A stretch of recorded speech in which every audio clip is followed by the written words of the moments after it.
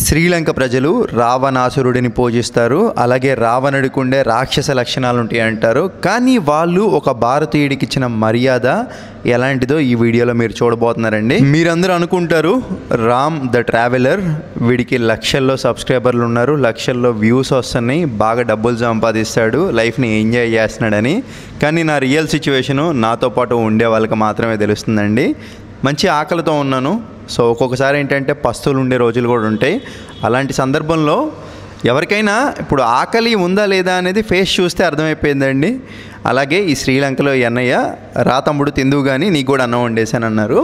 Matter ఏంటంటే నేను budget అంట ఒక్కొక్కసారి తినకుండా ఉన్న రోజులు కూడా ఉన్నాయి.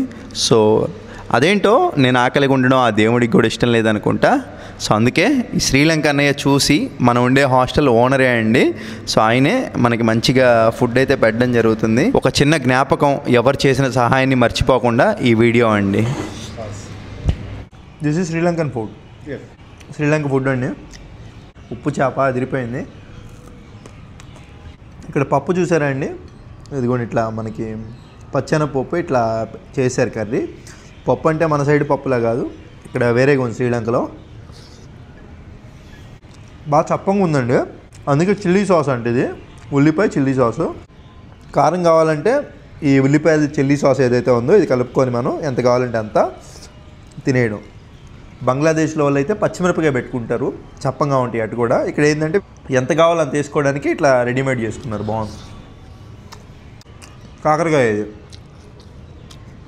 చేదుకుంది. ఇది కోకోనట్ రోటీ అంటండి. మొత్తం తినలేములే, చాలా పెద్దది, కొంచెం ట్రై చేద్దాం.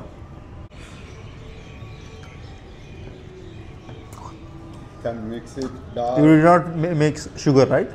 No. Yeah, very good. Sugar ఏముండదు అంటండి.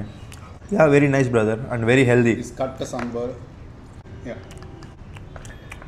ఈ దాంట్లో కలుపుకొని